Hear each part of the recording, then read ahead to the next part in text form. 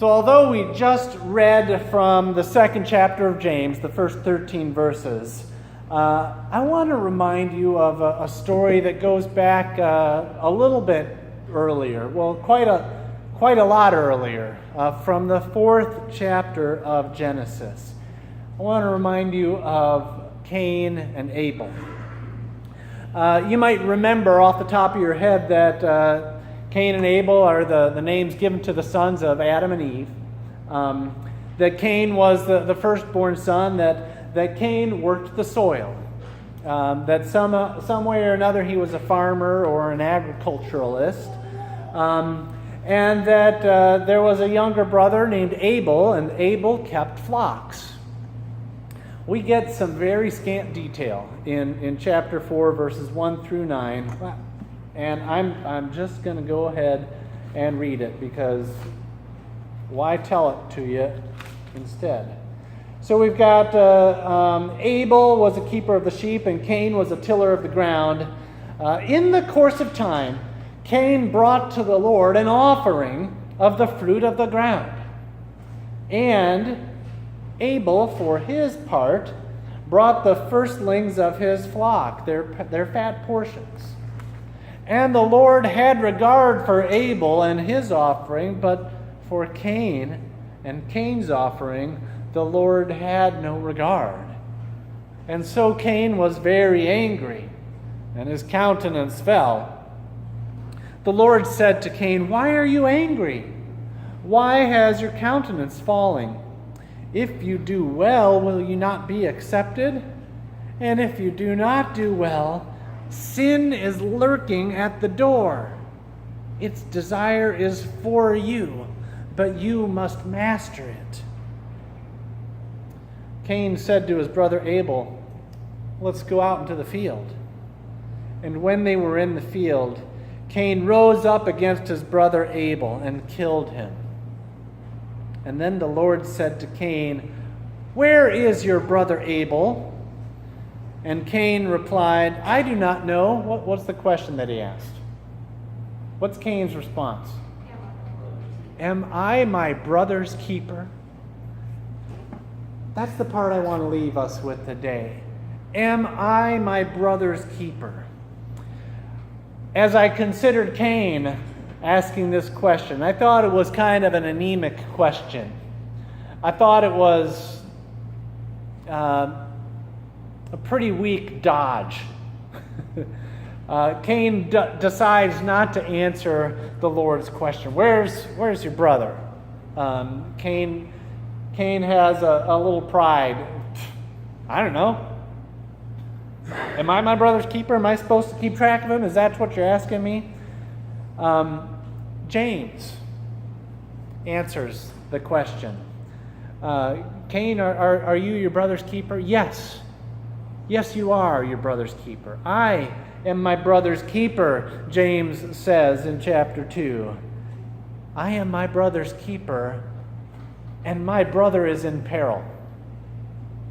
I am my sister's keeper, and my sister is in peril. My brother is in jail, and the mother of my brother's children is an addict. And the mother of my brother's children sometimes has to sell herself so she can get another fix. And not only are her children my children, she is my sister. I am my brother's keeper. I am my sister's keeper. My brother and my sister are in peril. How shall we treat my brother and sister when they knock on our door? How shall we treat my imprisoned brother and my addicted sister when they come into our worship gathering? My brother receives a disability check, although I'm not sure what my brother's disability is. There are 5 people living in my brother's house. I'm not sure they have electricity. And I know that last month I had to help them pay their water bill. I'm pretty sure there's mold in my brother's house. How shall we treat my brother when he knocks on our door? How shall we treat my brother when he comes into our worship space? Am I my brother's keeper? My sister's divorce ate up all her money, and her ex is bleeding her dry financially and emotionally by taking her to court for made-up issues. How shall we respond to my sister when she comes into our gathering? How shall we treat my sister when she knocks on our door? These are very real scenarios. These are scenarios that are happening in September 2017 in Barboursville, West Virginia. Each one of these. I didn't have to think long or hard to make these stories up. Though they are stories, they are very real, and they are very now.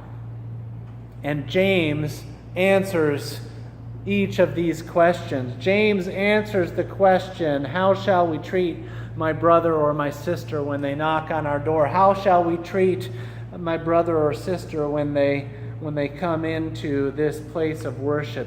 James answers the question, treat her like you would treat your doctor. Treat her better than you would treat your financial advisor. Treat her better than that. Have mercy and compassion, and be an advocate for your brother or your sister. Your doctor or your financial advisor, they might not need you to be an advocate for them, but I don't know. They might need somebody to stand up for them. They might have a real good mask on. They might not let many people past that mask. Your doctor, your financial advisor, your brother, your sister might not be too keen to let you into their home because they've got some things hidden in their home or in their life that they don't want you to know about. Am I my brother's keeper? Yeah, absolutely. I am my brother's keeper. My brother is late. We had an appointment to meet together, to do something together, and he was late. And I don't know if I feel like waiting around. I don't know if I feel like giving my brother a second chance. My sister has messed up. I'm not sure that I want to be there for her again. It has cost me multiple times. It has cost me dollars and efforts and my heart resources to be an advocate for my brother and for my sister. What does James say? Do it anyway.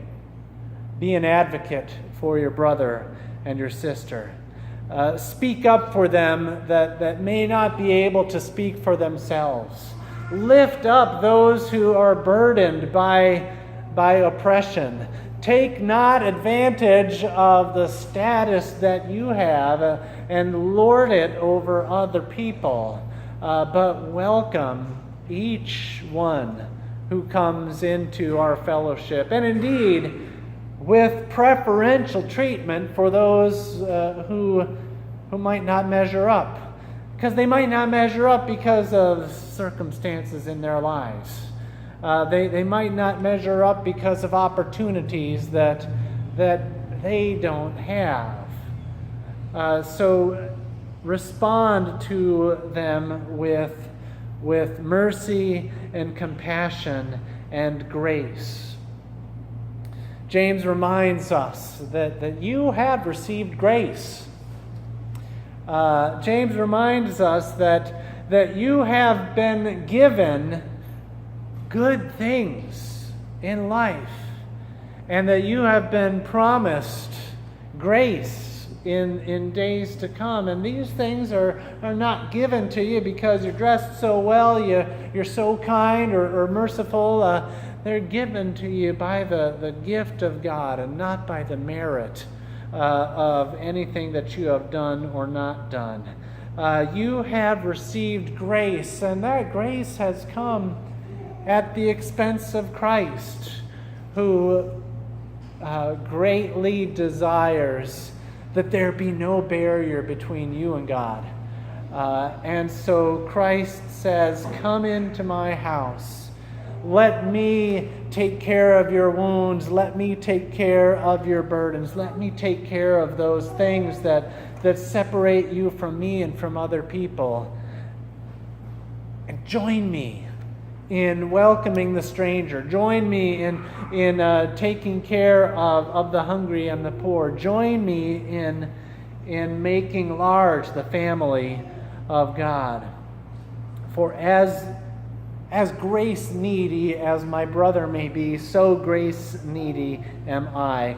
And receiving the poor, as James talks about in this second chapter, is a way of living grace, is a way of thanking God for grace, is a way of paying it forward. I can't pay God back for the grace God has given me, but I can show that grace to other people. I am poor when it comes to comparison with God, and I am grateful that God has welcomed me. Therefore, when I am with somebody who is poor, I want to welcome them. I found interesting this quotation from Rick Warren from the Saddleback Church out in California.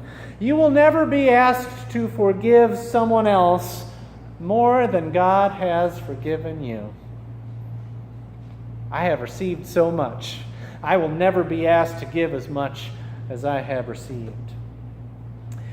And I want to share this final thing. This is an image that I shared, I think my third or fourth Sunday here in October 2013. I saw a picture of Sir Patrick Stewart, and he's holding a sign and he's carrying a grocery bag, and he looks mad. But the sign he has says Amnesty International on it, and the quotation says, "People won't listen to you or take you seriously unless you're an old white man. And since I am an old white man, I am going to use that to help the people who need it." Patrick Stewart could rest on his laurels, could rest on his accomplishments, could fade from the public eye and live a life of fullness, all by himself if he wanted to. And he chooses to speak up for people who are oppressed.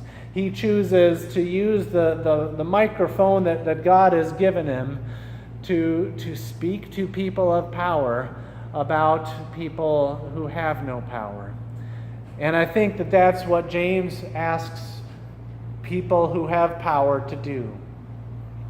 We who have power, use our power on behalf of those whose power has been taken away from them or who do not have power. In a moment, we're going to sing a hymn that is new to us. It's number 434. We'll sing it in English. It's called "When the Poor Ones," and it's a little unfamiliar to us. And so I want to tell you two things. One is it's in 6/8, and musically 6/8 is 1, 2, 3, 4, 5, 6. 1, 2, 3, 4, 5, 6, and you feel that da da da da da da da da da da. You feel that rhythm, and the music kind of flows naturally. And the composer of this song throws us for a little bit of a loop in the refrain, because you can do that in 6/8. We go from 1, 2, 3, 4, 5, 6 to 1 and 2 and 3 and 1 and 2 and 3 and You'll get that when it comes along. I'll give you the rhythm of the refrain, and then we'll go. Can you give me a chord? D minor. The refrain goes, and I'll clap with the 1, 2, 3s. Then we know that God still goes that road with us. Then we know that God still goes that road with us. There's 2 different feels in there. However you enjoy the music, let's rise, we'll sing together, and let these words be our prayer.